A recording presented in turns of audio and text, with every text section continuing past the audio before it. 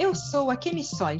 Eu sou Marcelo Novaes. Bem-vindo a mais um Joia, Diálogos da Joalheria. A história do diamante está repleta de muito encanto e, muitas vezes, de mistério, poder e até tecnologia. A palavra diamante vem do grego adamas e quer dizer indestrutível, formado por um único elemento químico, o carbono. Dentro da famosa escala de Mohs, de dureza dos minerais, o diamante é o mais duro mineral encontrado na natureza. Os diamantes são formados em profundidades superiores a 120 quilômetros abaixo da superfície da Terra. A profundidade proporciona a pressão e temperatura necessárias para transformar o carbono em diamante.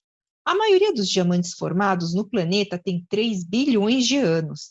As gemas concentram-se em 2 tipos de rocha que sobem à superfície de carona no magma de um vulcão profundo chamado Kimberlito. Vulcões comuns têm até 60 quilômetros de profundidade e crateras de até 200 quilômetros quadrados. Os kimberlitos chegam a 150 quilômetros de profundidade, com crateras de apenas 1,5 km quadrado. O nome vem da mina de Kimberley, na África do Sul. Hoje, a mineração concentra-se nas regiões árticas do Canadá, Sibéria, Escandinávia e Groenlândia.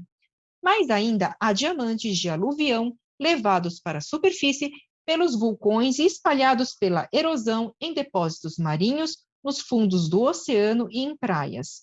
100 milhões de quilates de gemas naturais são extraídos anualmente e 400 milhões são fabricados em laboratório para fins industriais. Dos naturais, somente 25 milhões de quilates acabam se transformando em joias. Os diamantes foram descobertos na Índia em 800 a.C., segundo manuais da história da mineração, tornando-se o primeiro país produtor mundial de diamantes, ainda segundo esses relatos. Em 327 a.C., Alexandre o Grande, em um de seus retornos triunfais das grandes conquistas territoriais, levou amostras de diamante da Índia para a Europa, onde a pedra preciosa ficou conhecida tanto nos domínios do Império Grego quanto no Romano, como pedaços de estrelas cadentes. Durante a Idade Média, os diamantes começaram a ser utilizados como moeda de valor agregado maior do que o ouro. Somente em 1074 houve relatos da primeira joia com um diamante utilizada pela rainha húngara Sofia von Loss. Em 1477, foi presenteado o primeiro anel de noivado com diamante, pelo arquiduque Maximiliano. Depois disso, virou uma tradição presentear uma mulher com um anel de diamante. A lapidação do diamante foi desenvolvida apenas em 1650 pelo cardeal Mazarino, estadista italiano, que foi o primeiro-ministro da França por 19 anos.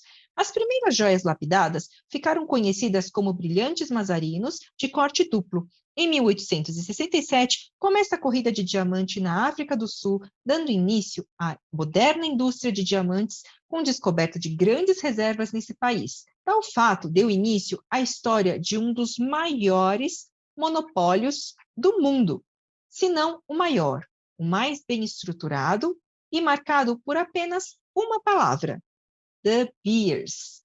Em 1880, Cecil Rhodes fundou a De Beers Mining Company para administrar suas propriedades e, em pouco menos de 8 anos, ele já possuía todas as licenças de pesquisa e mineração da região, além de grande influência no parlamento e nas organizações governamentais. Somente em 1919 foram estabelecidas as proporções modernas ideais para a lapidação de uma pedra redonda, que passou a ser chamada de brilhante.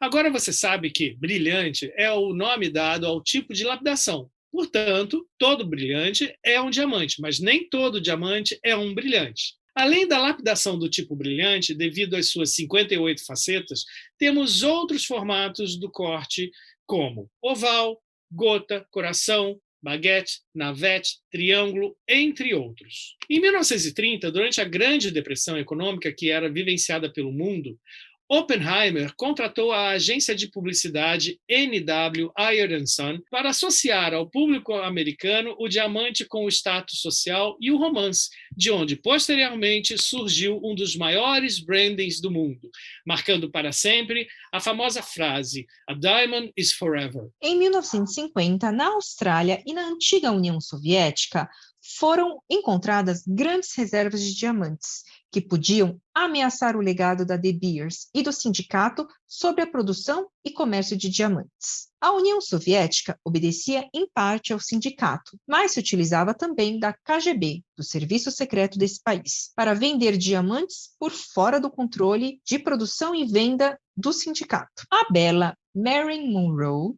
seduziu meio mundo no filme Os Homens Preferem as Loiras, de 1953, cantando a música Os Diamantes São os Melhores Amigos das Garotas. Seu carisma ajudou a popularizar a imagem glamourosa das gemas e do seu comércio. Durante muitos anos, entre algumas adversidades e mudanças na gestão da De Beers, a empresa sempre controlou a oferta, a qualidade e o preço dos diamantes no mercado, até que tiveram uma leve queda, fazendo com que outras empresas crescessem no setor, como a Alrosa, estatal russa, e a Rio Tinto, empresa australiana.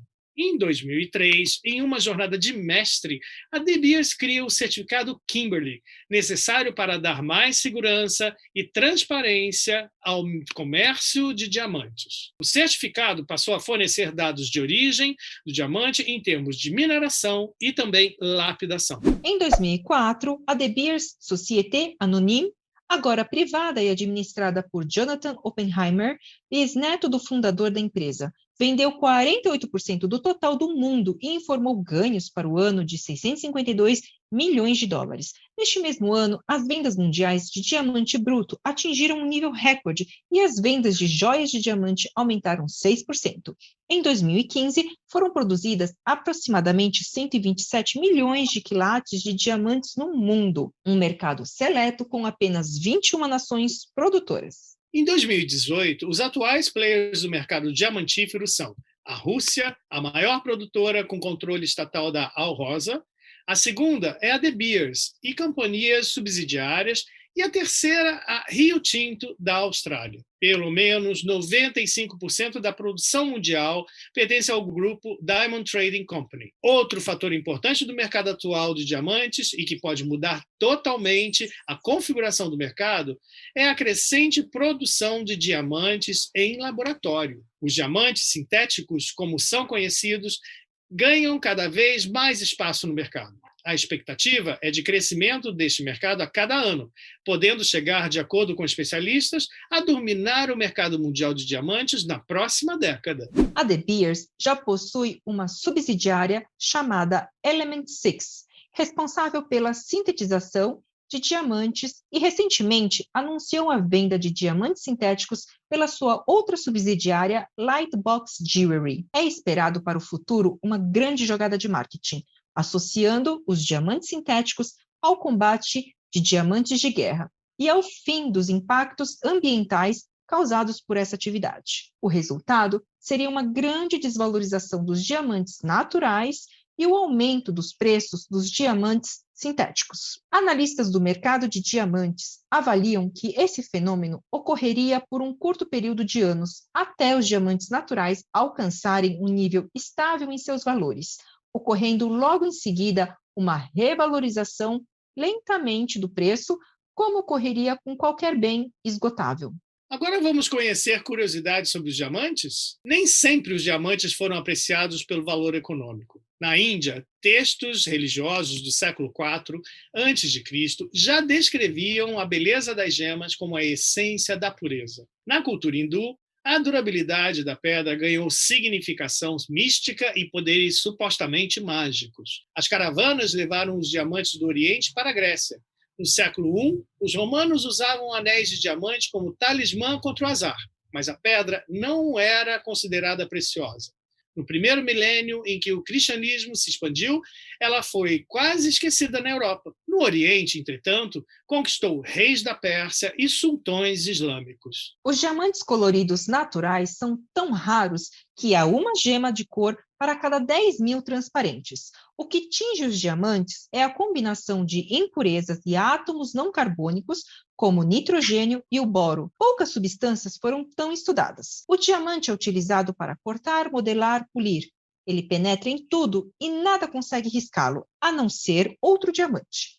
As sondas de perfuração de poços de petróleo usam diamante na ponta. As brocas, que nos fazem sofrer no dentista, têm diamante. A ponta de diamante de certos bisturis cirúrgicos está sempre limpa e afiada porque ele repele a água, o sangue e os tecidos molhados. A resistência à alta temperatura e a transparência tornam o diamante um material ideal para janelas de espaçonaves, como a da sonda Pioneer, feita de cristal artificial que aguentou em Vênus uma pressão atmosférica 100 vezes maior do que a da Terra em 1978. O campo mais fértil é dos microchips. A condutividade térmica dos diamantes promete supercomputadores que não esquentam. Graças à força indestrutível desses cristais, as máquinas do futuro poderão ter muito mais potência e velocidade. Em 1874, a mina de Kimberley era um pandemônio parecido com o da Serra Pelada, no Pará. Baldes pendurados em cordas levavam a terra escavada para ser examinada na superfície. A mina funcionou de 1869 a 1914, produzindo 150 milhões de quilates de diamante, cerca de 30 toneladas. Deixou um enorme buraco vazio, The Big Hole, de 200 metros de profundidade. O diamante Krupp, com cerca de 33 quilates, 6 gramas e meio, foi comprado pelo ator Richard Burton para Elizabeth Taylor, sua esposa, por $305 mil em 1968. Era um símbolo de eterna fidelidade, mas o casamento não durou mais do que 12 anos. Quando o diamante é encontrado, ele se assemelha a um seixo.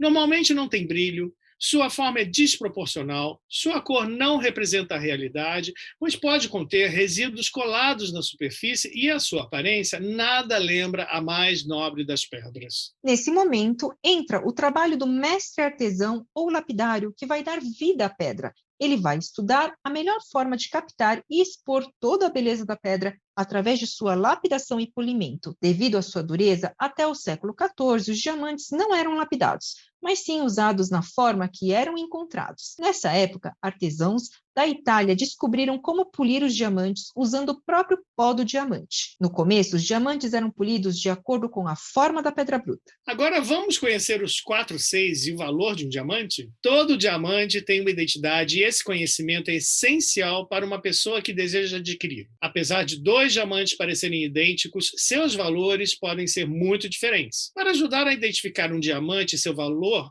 foram estabelecidos algumas normas e padrões internacionais de qualidade. Os institutos gemológicos de todo o mundo emitem um certificado com as características do diamante, baseadas nos 4 Cs: carat weight, peso; clarity, pureza; color, cor; cut, lapidação. Carat weight, peso, é simplesmente o peso de um diamante. A medida utilizada é o quilate CT, que equivale a 1/5 de 1 grama, 0,2 gramas. Além disso, um quilate equivale a 100 pontos, ou seja, um diamante de 10 pontos pesa 0,10 quilates. Clarity, pureza. A pureza é um fator muito importante a ser analisado em um diamante. Um diamante realmente puro é muito raro.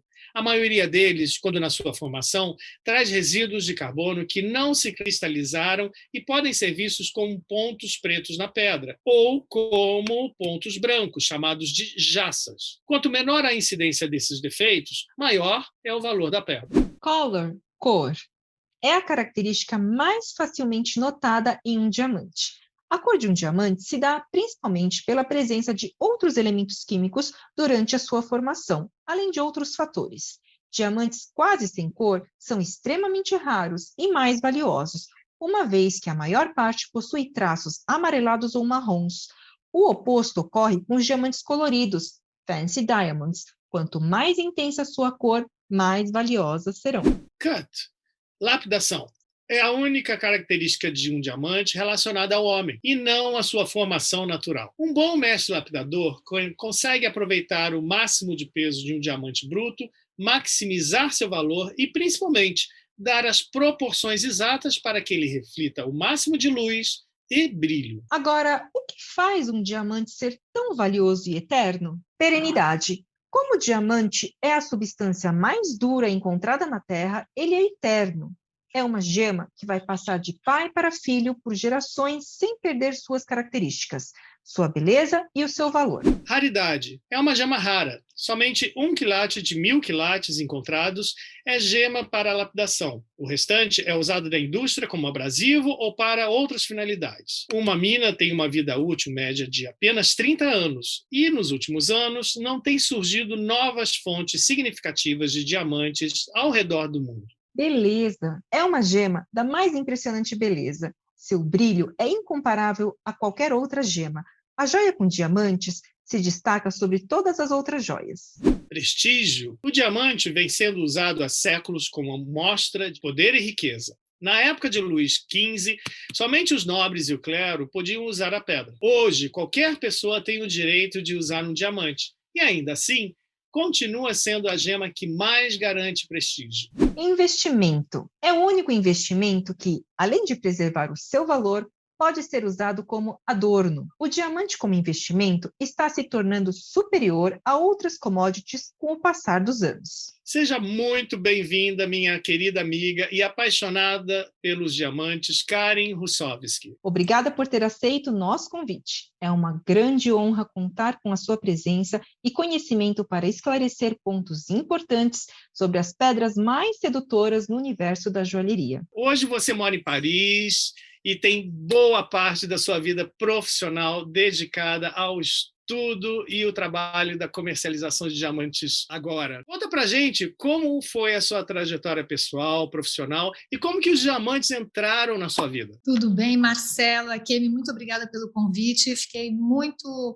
honrada com esse prestígio e essa oportunidade que vocês estão me dando de falar, para contar um pouco da minha história. Para responder sua pergunta, os diamantes entraram na minha vida em 2003, quando eu comecei a trabalhar para a De Beers. E eu tive muita sorte de logo começar a trabalhar com essa empresa, porque sendo principal agente no mercado dos diamantes, me dá uma oportunidade muito grande de conhecer a partir do bruto até o lapidado, no trabalho nas minas, e isso me deixou realmente, me conquistou, porque os encontros que eu fiz, sobretudo a oportunidade que eu tive de visitar as minas de forma regular, sempre indo para a África, me proporcionou encontros incríveis com pessoas apaixonadas pelo diamante, que sejam geólogos, garimpeiros, pessoas que fazem a seleção das pedras, expertos, lapidários, e realmente isso foi me conquistando, foi assim meu encontro. Você, com esse tanto fascínio que você tem pelos diamantes, por você ter trabalhado, inclusive na De Beers, hoje você tem uma empresa dedicada aos diamantes, né? A Tal Rose.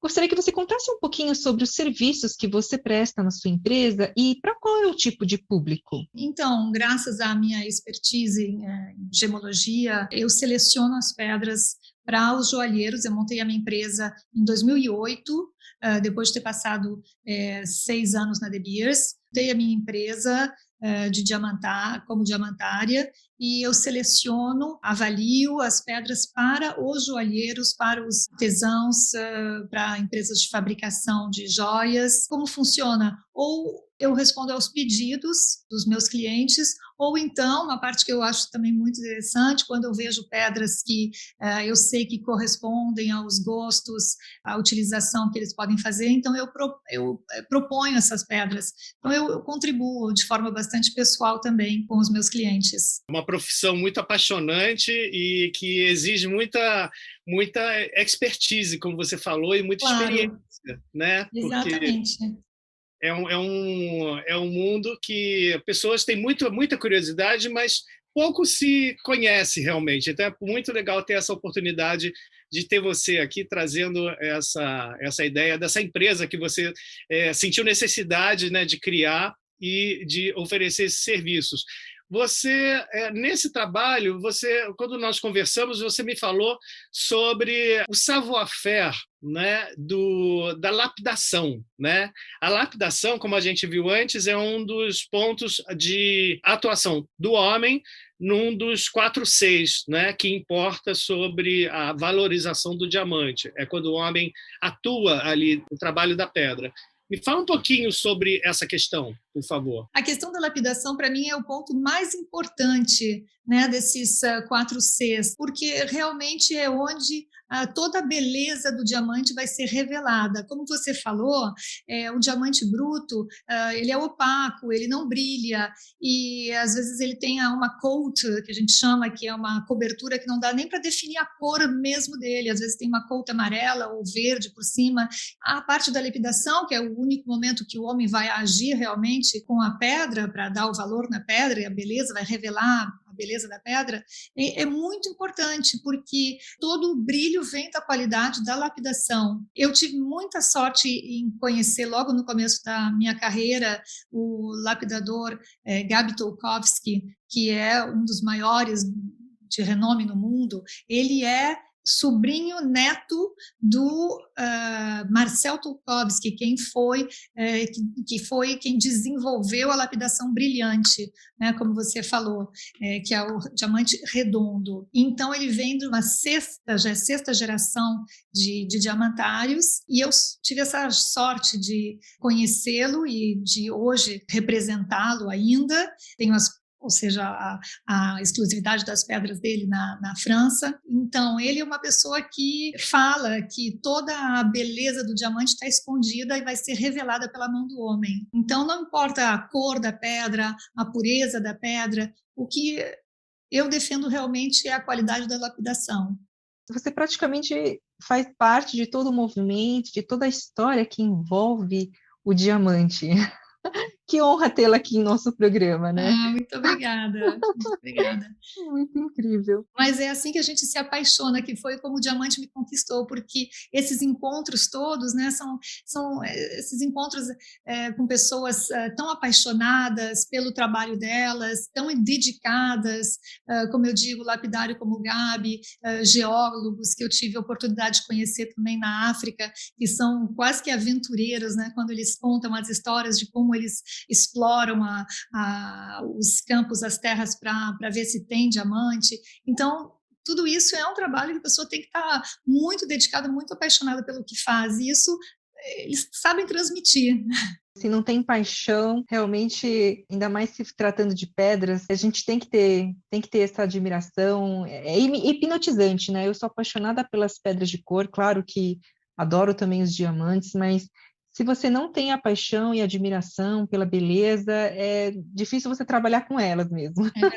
E assim, nos dias de hoje, a frase que os diamantes são os melhores amigos de uma garota ainda é válido? E quais são as mudanças que você viu que ocorreram no mercado de diamantes desde então? Sim, eu acho que é válido, porque as mulheres adoram uma joia de diamante. As mulheres, eu nunca ouvi falar de uma mulher que diga: ai, não, eu já tenho joia demais, eu não quero mais nenhuma.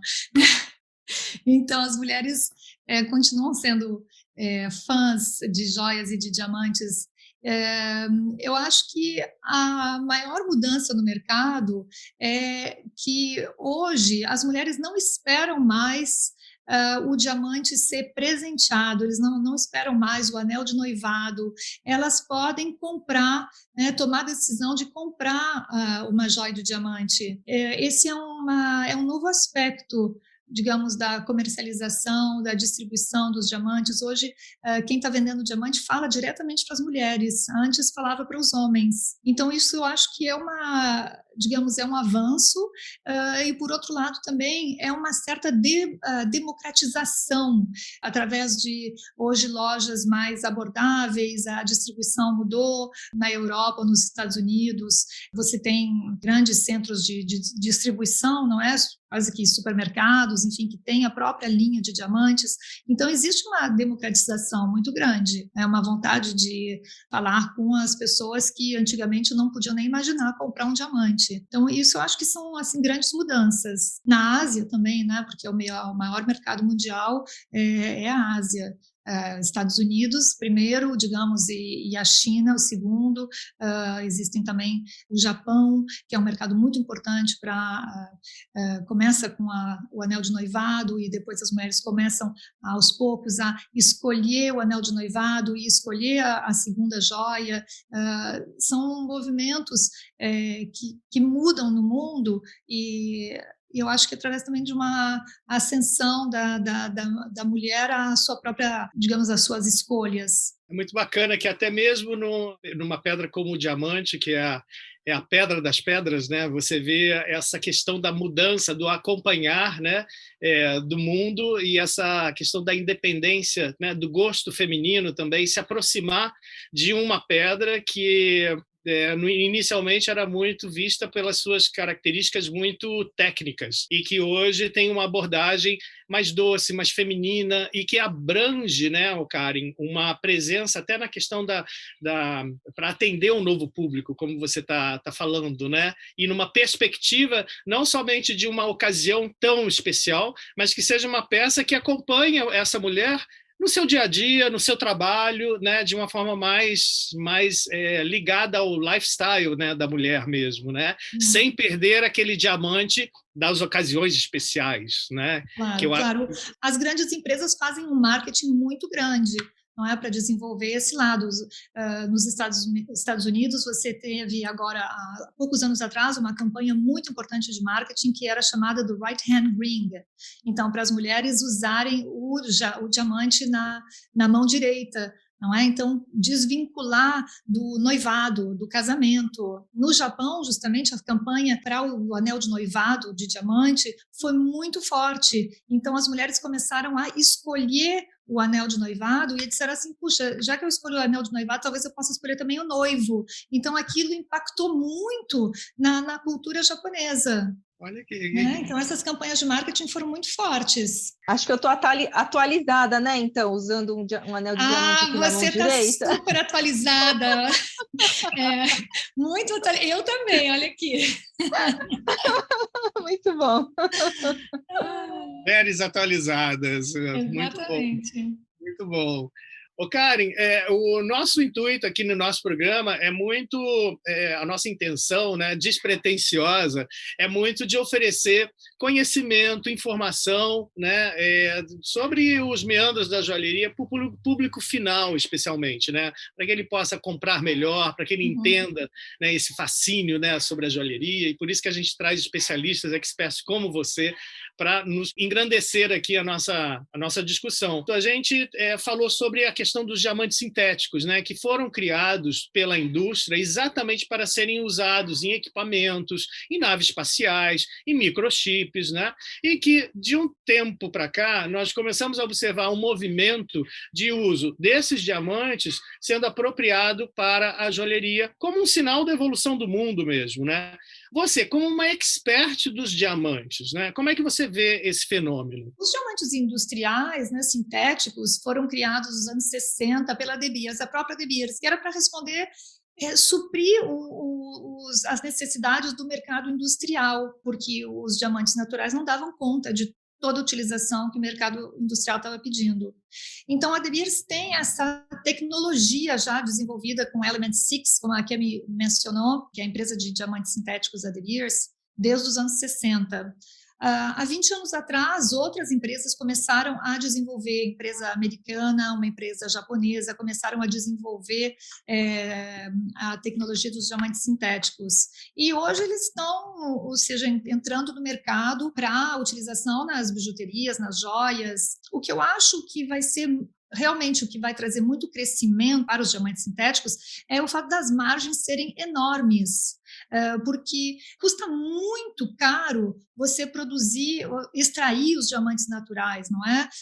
Os investimentos das minas são enormes. As minas, elas têm, como a Kemi falou, elas têm um prazo de vida. Depois, as empresas têm que colocar tudo no lugar, voltar com a flora, os lagos que foram tirados, por exemplo, no Canadá, utilização dos recursos naturais, ou seja, que as empresas utilizaram para as minas, depois tem que voltar tudo para o lugar, ou seja, são gastos enormes que as empresas têm. E os diamantes sintéticos, você faz num laboratório, num forno, bom, apesar de poluir, apesar disso e daquilo, as margens são muito, muito grandes, não é? Porque custa muito mais barato e ou seja, as empresas estão vendendo por um preço bastante caro, com exceção da De Beers, que justamente para evitar que esses preços sejam muito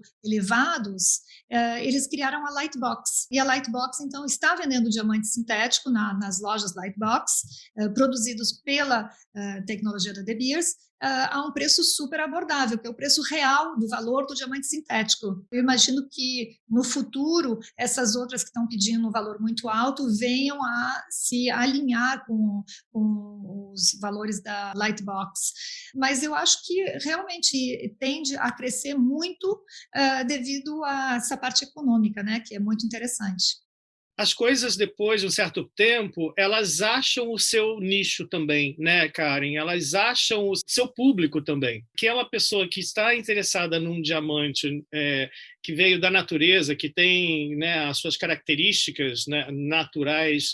É como se fosse um quadro autêntico. E, de repente, aquele que é criado em laboratório, ele foi feito, é um quadro que é feito em outras numa outro tipo de intenção. E cada um tem o seu preço, cada um vai ter o seu nicho, e eu acho que talvez o mercado ele se estabeleça de acordo com a prioridade do consumidor. Você não acha? Eu acho que é uma boa comparação essa do quadro, e realmente eu acho que se o consumidor não quer gastar muito, que ele só quer, ou seja, tipo, eu acho que vai se assemelhar a uma bijuteria no futuro. Sim. Né? Hoje está um momento muito indefinido e no futuro as coisas vão se assentar. Agora, Karen, justamente porque é fato, né, dos diamantes sintéticos estarem no mercado, você como uma especialista, qual que é o conselho que você daria para o público que quer comprar um diamante que seja autêntico? Como é possível assegurar também a origem e a comercialização desses diamantes que são considerados limpos no mundo inteiro, até mesmo aqui no Brasil? Eu acho que o primeiro conselho que a pessoa sempre se dirija a um especialista, a um joalheiro que tenha reputação no mercado e que seja sério. Eu acho que isso é, assim, número 1. A pessoa senta, vai ver o estoque que está sendo oferecido, procura pedir os certificados, as pedras, geralmente, que têm um certo valor, elas são acompanhadas de um certificado de um laboratório internacional. Então, isso é, de certa forma, uma garantia que ela está comprando uma pedra legítima, porque não deixa de ser uma compra onde você tem que ter confiança, onde você, na loja, no especialista para qual, ou seja, você está se dirigindo, onde você está comprando. Tem a confiança, em primeiro lugar, do especialista que vai te orientar, né, nessa investigação daquela e da escolha também da melhor pedra para o seu objetivo, né, Karen, pessoal, claro, né? Exatamente. Então, eu acho que existem no Brasil especialistas seríssimos, joalheiros muito sérios de grande reputação, e as pessoas podem ficar tranquilas se dirigindo a uma joalheria séria.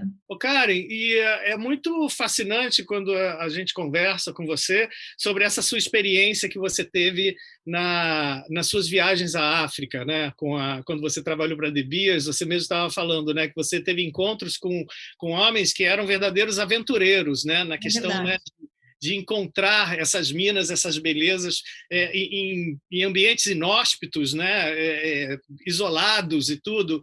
Me fala um pouquinho dessa experiência e como é que foi, por exemplo, a sua experiência em Botsuana, né, onde você teve o acesso aos campos de mineração, e você me falava como que a indústria do diamante foi responsável pelo próprio desenvolvimento desse país, que é um dos grandes produtores do diamante na África. Então, Botsuana é um país assim que eu tenho no coração. Já fui várias vezes, desfruta do diamante, né, da indústria do diamante, de maneira assim extensa, porque desde 1970 até os anos 2000, graças à indústria do diamante, o Botsuana foi o país que teve anualmente um crescimento de 9%. De 2000 para cá, praticamente 4, 5% todo ano, bom, fora esse último ano de pandemia, né, que eu acho que não tem país que cresceu.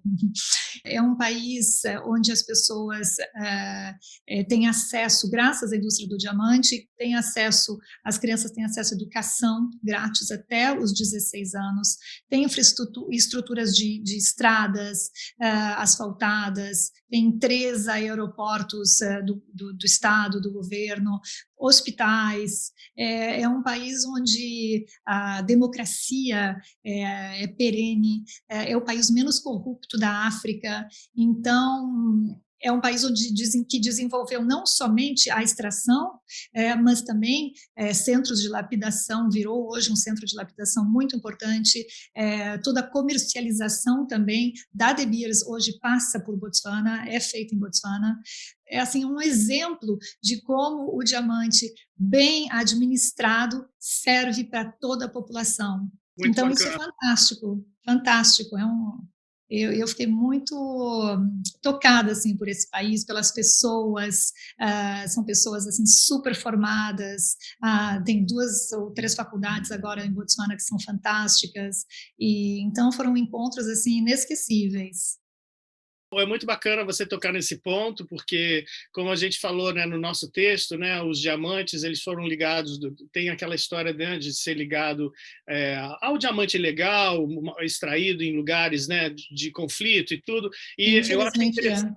Infelizmente existe isso, mas é muito legal a gente trazer o outro lado, que eu acho que é um exemplo que eu não tinha ouvido falar ainda, e você com essa experiência viva, né, de quem trabalhou lá nesse país, e você trazer essa experiência de que, bem aplicado, a gestão, né, da indústria do diamante tem sim um efeito positivo, né, sobre as pessoas e um país, né? Muito bacana. Eu achei bastante interessante isso que você abordou sobre Botsuana, porque a maioria das pessoas que gostam do diamante já escutaram, obviamente, falar dos diamantes de sangue, porque também até foi feito um filme, inclusive, em cima disso, mas as pessoas não conhecem os detalhes, né? E você, como uma especialista, como o Marcelo mencionou, que vivenciou tudo isso, trazer essa informação de que lá realmente as pessoas são muito informadas, estudadas, enfim, é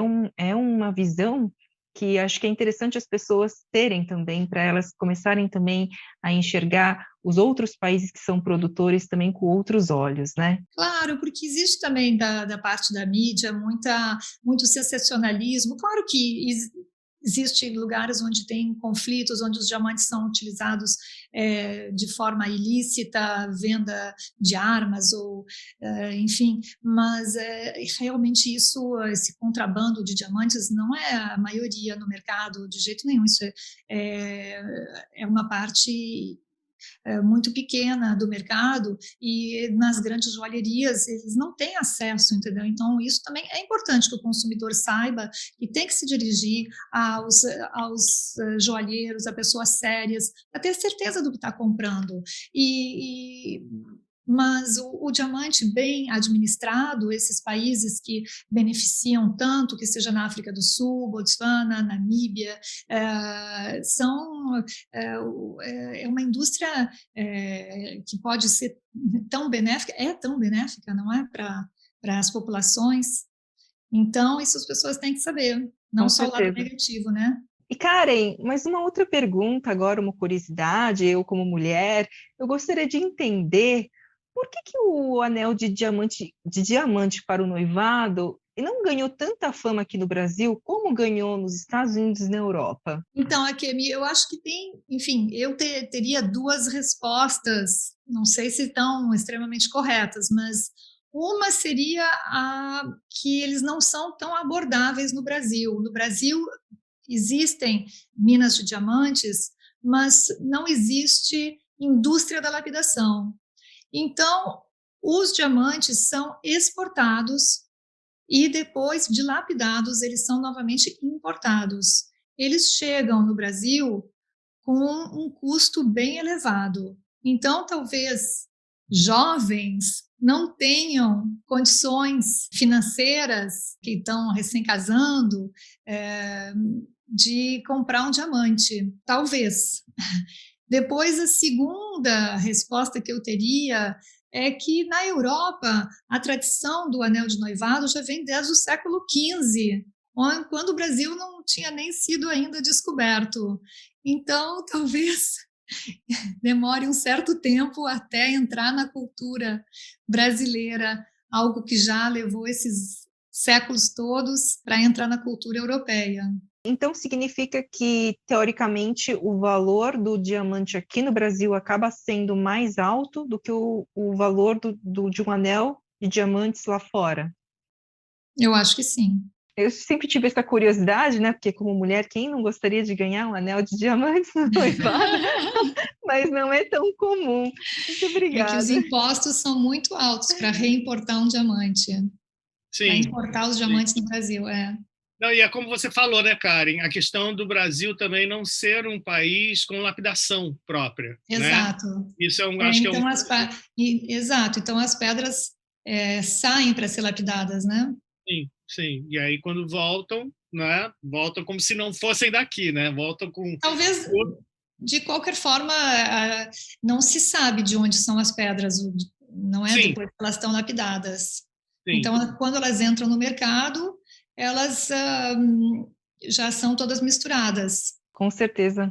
Existe realmente tudo, né? Tem um lado, toda a indústria tem um lado positivo e negativo. Agora, para a gente poder finalizar, você como uma grande especialista, qual conselho você poderia dar para as mulheres do mundo inteiro que desejam adquirir um belo diamante natural para chamar de seu? Eu acho que a compra do diamante está sempre ligada a um momento de emoção.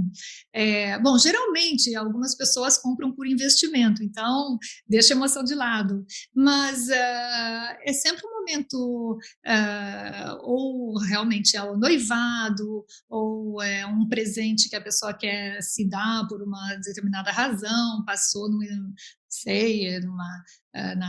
na faculdade, terminou os estudos, enfim, qualquer realização. Então, é sempre uma compra com muita emoção, não é? Porque simboliza um momento especial. Eu acho que a pessoa tem que...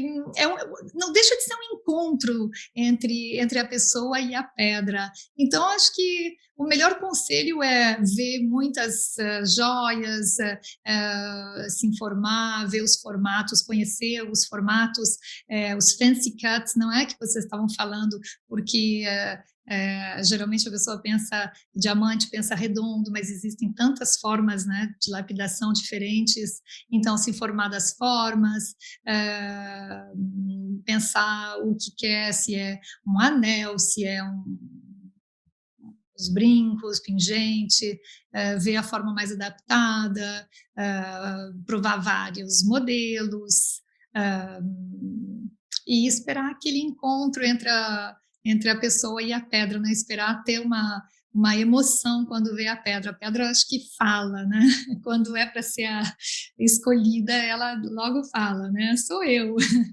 Não, muito bacana, Karen, esse seu pensamento, né, que eu acho que amarra bem o quanto esse episódio é importante e é significativo para nós que amamos a joalheria, né? Não poderíamos começar esse projeto de informar e fomentar a joalheria, né, com conhecimento, sem falar, né, dessa pedra que conquista não só as mulheres, mas os homens também, né, há tantos anos, e que traz uma aura, né, tão especial, tanto tecnicamente falando, ele é tecnicamente muito especial mesmo, o diamante, né? As suas características físicas são únicas na natureza, mas, ao mesmo tempo, como é que essas características físicas transcendem para a questão da emoção, né? Ao ponto de você falar que a pedra ela fica ali esperando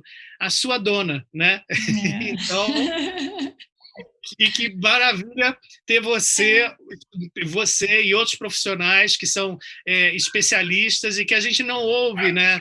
Não tem tanta oportunidade de escutar, e que teve essa generosidade dar o seu tempo aqui para a gente. Você que mora em Paris, já está tantos anos aí em Paris, e nós somos amigos há muitos anos, e eu admiro muito a sua dedicação no seu trabalho e a competência, e muito obrigado por você ter trazido o Brilho dos Diamantes aí com todo o seu conhecimento para o nosso episódio e para o nosso projeto, tá bom? Muito obrigado. Obrigada a vocês por terem me convidado. Adorei participar. Realmente foi muito enriquecedor e espero que o público tenha gostado de todas essas informações. Mais uma vez, muito obrigada, Karen, pela sua presença. Espero que vocês tenham gostado do episódio de hoje e até a próxima.